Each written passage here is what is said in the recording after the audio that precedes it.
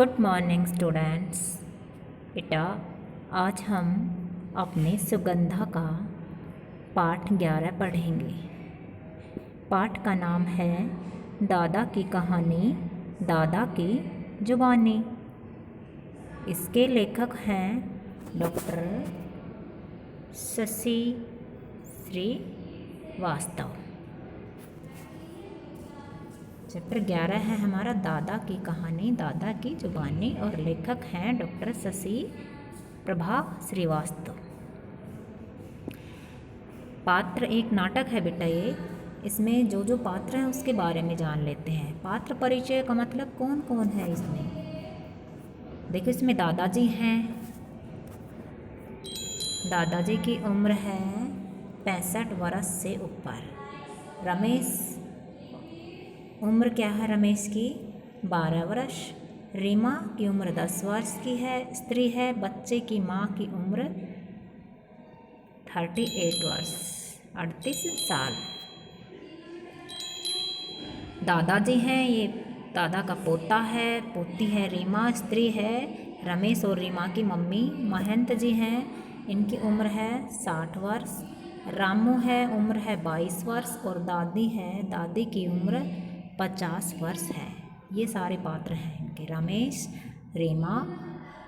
रीमा का दादाजी है, दादी जी है, इनके मम्मी है और एक महंत जी। ये सारे इनमें पात्र हैं। तो देखो, रीमा क्या कह रही है। रीमा अपने दादा से कह रही है, दादाजी कहानी सुनाइए। दादाजी से रीमा ने कहा, दादाजी हमें कहानी सुनाइए। दादाजी नहीं, अब क्यों स्कूल का काम नहीं करना? रमेश, परीक्षा खत्म, आज हम आपसे कहानी सुनेंगे। ठीक, यानी कि रमेश और रीमा की पेपर ख़त्म हो चुके हैं, एग्जाम, और वो अपने दादा से कहानी सुनना चाह रहे हैं। तो दादाजी कह रहे हैं, बिल्कुल ठीक, एक थी मैना, एक था राजकुमार। अक्सर क्या होता है बेटा, जब हम कहानी सुनते हैं दादा दादी से, तो ज़्यादातर दादा दादी हमें ऐसी कहानी सुनाते हैं, राजा रानी की ऐतिहासिक कहानियाँ ऐसी सुनाते हैं। तो यहाँ भी दादाजी ने देखो सेम वही कहा कि एक थी मैना और एक था राजकुमार।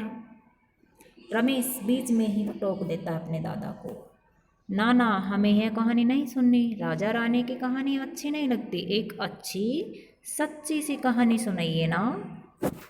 दादाजी कह रहे हैं, अच्छा, आज मैं आप लोगों को कहानी सुनाता हूँ जो सच्ची तो है ही, साथ ही अच्छे आदमी को भी है, और अच्छे आदमी की भी है, बुरे की भी है, एक बच्चे की भी है, जवान की भी है, और बूढ़े की भी है। यानी कि मैं ऐसी कहानी आपको सुनाऊंगा जिसमें सारी क्वालिटी मिल रही है आपको, एक अच्छे आदमी की भी, बुरे आदमी की भी, उसमें बच्चा भी है और बूढ़ा भी, जवान भी, सभी कुछ है उसमें। ओह रमेश जी, बस बस सुना ही डाली दादाजी। रमेश जी बड़े उत्सुक हो जाते हैं, दादाजी से बोलते हैं कि दादाजी बस अब तो ये कहानी हमें सुना ही डालिए।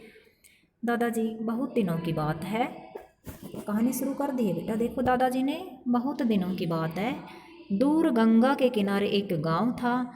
गांव में एक सुखी परिवार था। परिवार में एक छोटा सा प्यारा सा लड़का था। यह कहानी उसी लड़के की है, रीमा। रीमा देखो यहाँ उत्सुक है कहानी सुनने के लिए। लड़के का क्या नाम था दादाजी? लड़के का नाम पूछ लिया रीमा ने। दादाजी, मान लो रामू था। वह बड़ों का कहना भी मानता और शैतानियाँ भी करता, पढ़ता भी था, और कोई लोग को चिढ़ाना भी उसे अच्छा लगता था। रीमा कू कू। देखो रीमा ने कुछ अजीब सी आवाज़ की जब दादाजी ने बताया कि मान लो उस लड़के का नाम रीमा है।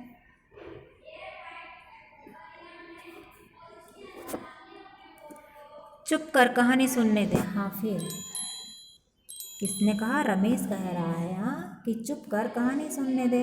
हाँ फिर रीमा बीच में कुछ खोखे की आवाज़ निकालती है अजीब सी, तो रमेश रीमा को चुप कर देता है डांट के कि चुप कर, कहानी सुनने दे। हाँ फिर, और दादाजी से बोलता, हाँ दादाजी फिर सुनाइए। दादाजी कह रहे हैं, तब गांव में यह टीवी सिनेमा तो क्या रेडियो भी नहीं हुआ करते थे। उस समय की कहानी सुना रहे हैं दादाजी, जब टीवी रेडियो कुछ भी नहीं हुआ करते थे।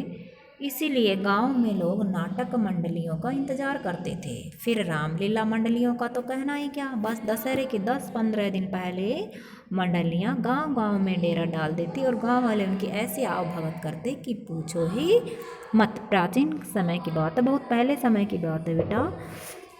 अब से कम भी 40-50 साल पहले की बात है, जब गांव में टीवी रेडियो कुछ नहीं हुआ करते थे। तब ये जो शो होते थे, जो हम रामलीला कृष्णलीला टीवी वगैरह में देखते हैं, सुनते हैं, रेडियो में सुनते हैं, टीवी में देखते हैं, ये कहानियाँ, ये जो लीलाएं, रामलीलाएं, रामायण वगैरह जो थे, ये नाटक वगैरह जो थे, ये रियल में जो नाटककार होते थे वो करते थे। नाटक मंडली होती थी, लोग होते थे और वो लीलाओं का प्रदर्शन गांव गांव में जाके करते थे। एक तरह से जिसे सॉन्ग बोलते हैं हम, तो ये रियल के लोग होते हैं। जो पर्दे पे लोग अब आते हैं वो रियल में करते थे गांव गांव में जाकर, और लोग उनको आने के खुशी में इतने उत्सुक और खुश हो जाते थे कि उनकी बड़ी आवभगत, यानी कि उनकी बड़ी अच्छे से सेवा शुश्रूषा करते थे, उनकी बहुत इज्जत लोग करने लग जाते थे। थोड़ी चुप्पी हो जाती है, यानी कि बड़े सीरियस होके, गंभीर होके सुन रहे हैं बच्चे कहानी को। फिर क्या हुआ, रीमा पूछ रही है, फिर क्या हुआ दादाजी? दादाजी कह रहे हैं दशहरे के कुछ दिन ही बाद हल्की सी ठंड थी।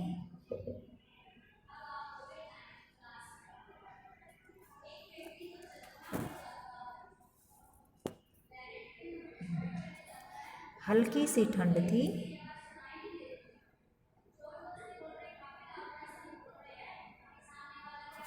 क्या कह रहे दादाजी कि दशहरे के कुछ ही दिन बाकी थे, हल्की सी ठंड पड़ने लगी थी, सूर्य देवता अपनी यात्रा पूरी कर रहे थे, मवेशी अपने घरों को लौट रहे थे, अभी दिया बाती जला नहीं था कि गांव में रामलीला मंडली आ पहुंची। बच्चे बेमतलब से उछल कूद करने लगे और गांव वाले मंडली के रहने बसने के प्रबंध में लग गए। यानी कि दशहरे के कुछ दिन पहले गाँव में रामलीला आने वाली थी और आ भी पहुँची। सभी लोग खुश हो गए और गांव वाले जो थे उस मंडली के रहने का स्थान जो था, उसकी जगह का प्रबंध करने लगे।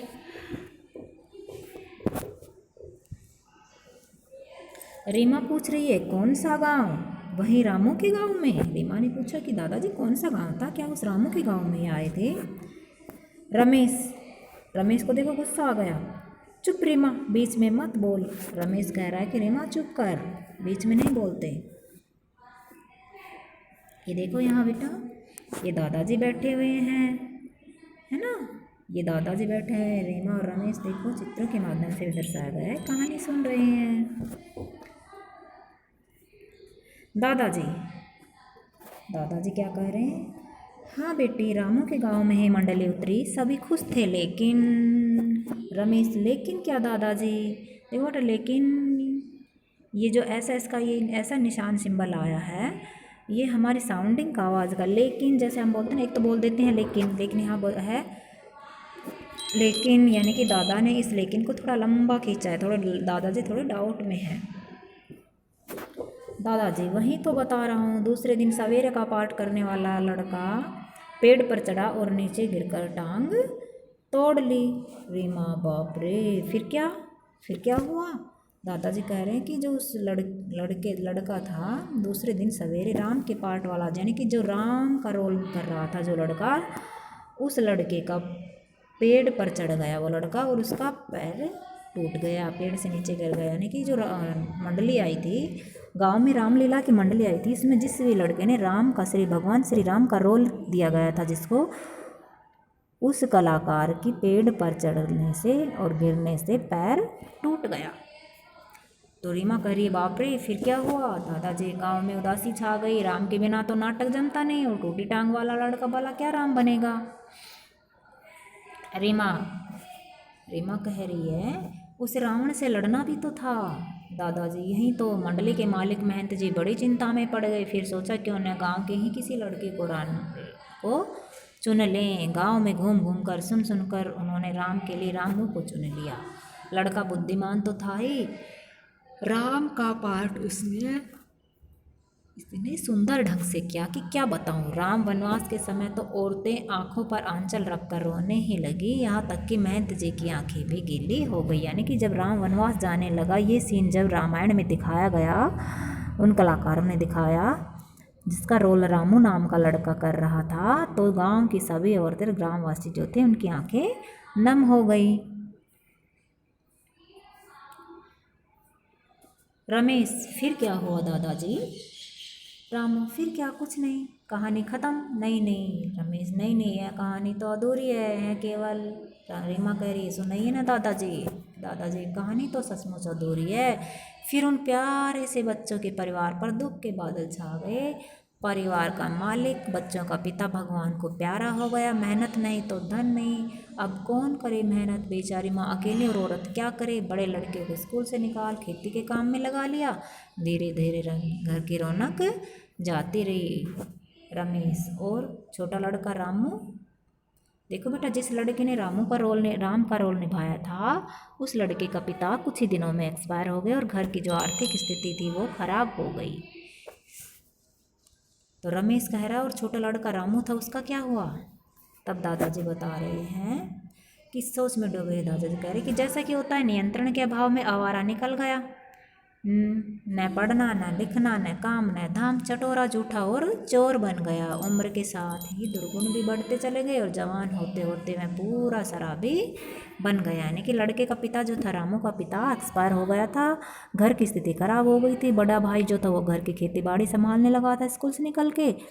माँ भी घर के कामों में लगी रहती थी और उस बच्चे पर कोई कंट्रोल नहीं रह गया था। तो वो घर से निकल गया और धीरे धीरे उसमें दुर्गुण आते गए। आवारा किस्म का लड़का बन गया और अंत तक आते आते वो एक शराबी बन गया। फिर क्या हुआ दादाजी? वह सब कुछ भूल गया, यहाँ तक कि बड़ों का आदर और छोटों को प्यार करना भी भूल गया। यानी कि उसमें सारे दुर्गुण आ गए। गांव का जीवन पहले सा ही चलता रहा। किसे परवाह थी कि वह मुड़कर धूल में मिलते उस समय घर को देखे संभाले। ऐसे ही दुख मुसीबत में उस परिवार ने कई साल काटे। फिर एक बार फिर गांव में अटकी रामलीला मंडली के साथ एक दुर्घटना घटी। ठीक सीता स्वयंवर के दिन रावण का पार्ट करने वाला कलाकार मालिक से लड़कर भाग गया। दोबारा से फिर रामलीला का आयोजन किया गया गांव में, और उस समय फिर दुर्घटना हुई कि जिसको रावण का रोल मिला था, वो अपने जो उसका संचालक था उससे लड़ाई करके, अपना मालिक जो था उससे लड़ाई करके वहाँ से भाग गया। बेचारी मंडली फिर परेशान। इसी परेशानी में घूम रहा था कि उसने जगह जगह लोगों का जमघट देखा। वहाँ ताड़ी खाने का मालिक एक हट्टे कट्टे, गंदे और डरावने जवान को पकड़कर फिर मार रहा था। पता चला कि दुकानदार के पैसे बाकी हैं और वह आज ही मांग रहा है। मालिक ने लड़के को छुटाया, उसे अपने संग ले आया, समझाया बुझाया और इस बात पर राजी कर लिया कि उसकी मंडली में रावण का पार्ट करे।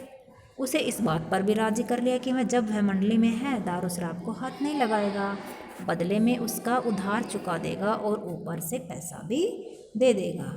रमेश कह रहा फिर क्या हुआ? देखो, उस शराबी जो था उसको मालिक ले आया और उसे रावण का रोल दे दिया गया। कौन से शराबी को? एक शराबी था जिसको पीट रही थी, और वो शराबी कौन था? रामू ही था वो शराबी शायद। देखो, अब हम आगे बढ़ेंगे।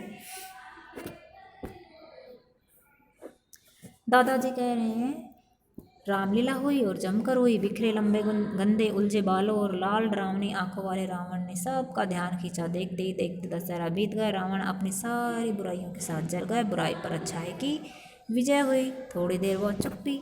दादाजी मंडली अपना सामान समेटने लगी। इसी समय एक बड़ा मज़ेदार नाटक हुआ।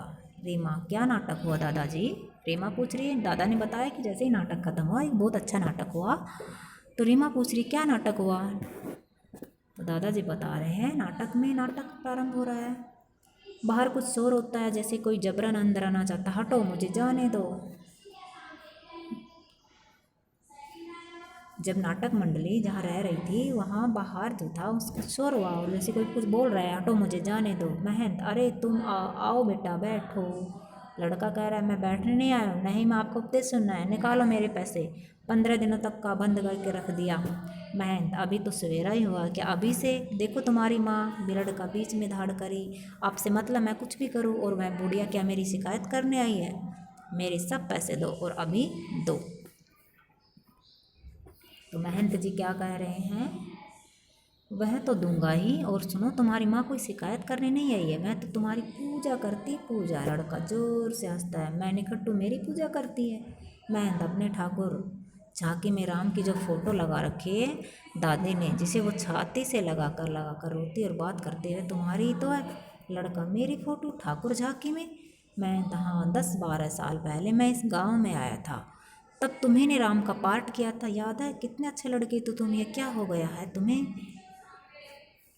तो लड़का कह रहा है तो वो आप ठाकुर जी झांकी में लगी फ़ोटो मेरी है, मेरी फ़ोटो को माँ। महंत हाँ मैं वही तुम्हारा पुराना महंत हूँ और मैं फ़ोटो खिंचवा कर मैंने ही दी थी। लड़का मैं सच कहता हूँ काका, मैं सब बुरी आदतें छोड़ना चाहता हूँ, मगर सोचता हूँ क्या फ़ायदा, कौन प्यार करेगा मुझे, किससे ज़रूरत है मेरी। देखो लड़का वही रामू था जिसने पहले राम का रोल किया था और फिर रावण का रोल किया था।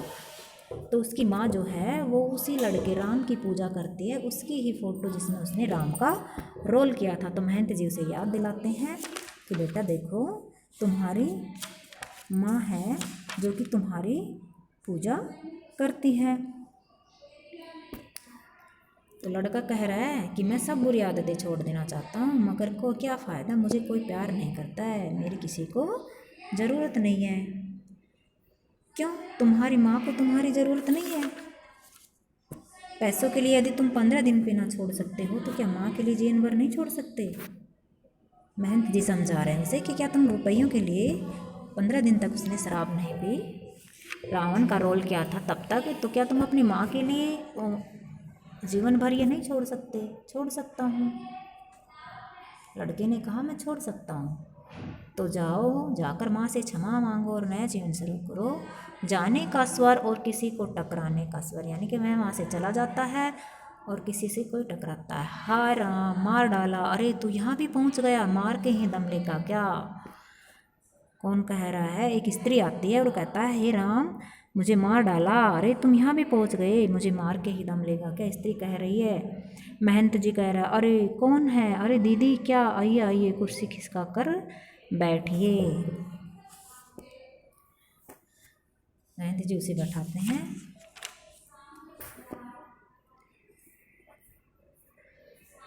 स्त्री बैठने की फुर्सत नहीं है भैया, सुना है आज आप जा रहे, यदि आप, महंत जी कह रहे हैं। बोली दीदी क्या बात है, स्त्री बहू बीमार है, उसे बड़े अस्पताल दिखाना है, लड़के को खेती किसानी से फुर्सत नहीं मिलती, आप तो शहरी होकर जाएंगे, हमें अस्पताल के सामने उतार दीजिए। यानी कि उस स्त्री की बहू बीमार है और वो उस महंत जी से कह रही है कि आप शहर से होके जाएंगी तो वहाँ मेरी बहू जो है उसको हॉस्पिटल के सामने हमें और मेरी बहू को उतार देना, वहाँ हम डॉक्टर को दिखा लेंगे। मैं तो उतार ही क्यों दूँगा, हमें तो वहाँ एक दिन रुकना है, अस्पताल में ही गाड़ी रोक लूँगा, जो ज़रूरत होगी मदद करूँगा, यह आपका रामू भी साथ रहेगा। स्त्री कह रही अरे यह किस काम का? महंत नहीं दीदी, इसने 15 दिनों से एक बूंद नहीं पी और आगे भी अरे राम देखता क्या है, माँ के पैरों पर गिरकर क्षमा मांग। माँ बेटे के रोने का स्वर, माँ माँ मैं बहुत, तो मेरा बेटा राजा मेरा राम, राम बेटा। माँ और बेटे दोनों मिल जाते हैं और बहुत खुश होते हैं। महंत लड़ कह रहा है जाओ दीदी चलने की तैयारी करो, धूप चढ़ने से पहले ही निकल चलें। लड़का काका शहर में मैं आपके साथ ही रहूँगा।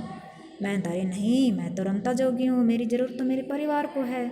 इस सुंदर सबल शरीर को मेहनत में लगा, अपने बंजर पड़ी ज़मीन को संभाल, किसान तो दूसरा ब्रह्मा है, अपनी माँ और धरती दोनों का लाडला बन। लड़का काका देखो महंत ने रामू का जीवन बदल दिया। महंत ने ऐसी अच्छी शिक्षा दी रामू को कि वह बिल्कुल ही बदल गया है। महंत रामू से कह रहा है देखो मैं एक वादा करता हूँ, यदि इधर फिर फेरा लगा सका तो तुझे मुनि वशिष्ठ का पाठ दूंगा, तू अपने को इस लायक के बना, यानी कि अब फिर से रामायण करेंगे तो तुझे वशिष्ठ यानी कि गुरु बनाऊंगा, इसका रोल दूंगा और तू मेहनत कर। इस तरह से नाटक खत्म हो जाता है। थोड़ी देर सब तब यानी कि एकदम शांत हो जाते हैं रमेश और रीमा। और फिर क्या हुआ दादाजी? रमेश और रीमा दादा से पूछ रहे हैं कि दादाजी फिर क्या हुआ। दादाजी, लड़के ने मेहनत की गांठ बांध ली। उसे अपने को संभालने में कठिनाई तो हुई, मगर अब उसने अपने को घर द्वार के कामों में जोत दिया, खेती की पढ़ाई भी की। तुम तो जानते ही हो, सब सोती हुई ताकत जग जाए तो फिर कुछ भी कठिन नहीं होता। स्तब्धता से कहानी खत्म, पैसा हजम। रमेश, दादाजी ऐसे लोग होते हैं क्या? दादाजी, तुम्हें शंका क्यों हो रही है, यानी कि तुम्हें संदेह क्यों हो रहा है? बिल्कुल सच्ची कहानी है, और तुम्हारे इसी दादा की कहानी है। देखो भाई, वो लड़का कौन था? रामू, जिसने रावण और राम का रोल किया था, वो रमेश का दादाजी ही था।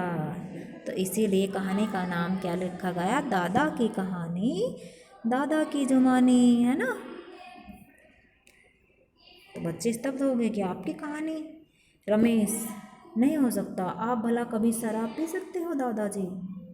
दादाजी, ये सच है बेटे, ये सच है। संगत ही तो असली चीज़ है, जो बुरा भी बनाती है और भला भी।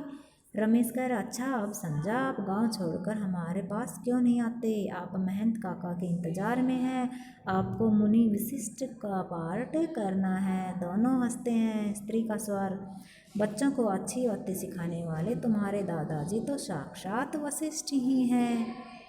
रमेश कह रहा, अरे माँ, तुम तो आज से हम दादाजी को वशिष्ठ ही कहेंगे। समवेत हंसी, ठीक है, यानी कि सारे मिलकर। समवेत हंसी का मतलब सारे मिलकर हंसते हैं, है ना। बड़ी इंटरेस्टिंग कहानी। तो बेटा, इसी तरह से हमें अच्छी शिक्षाएं ग्रहण करनी चाहिए, समाज में बुराइयों से हमें बचना चाहिए, अच्छी संगत में रहना सीखें हम।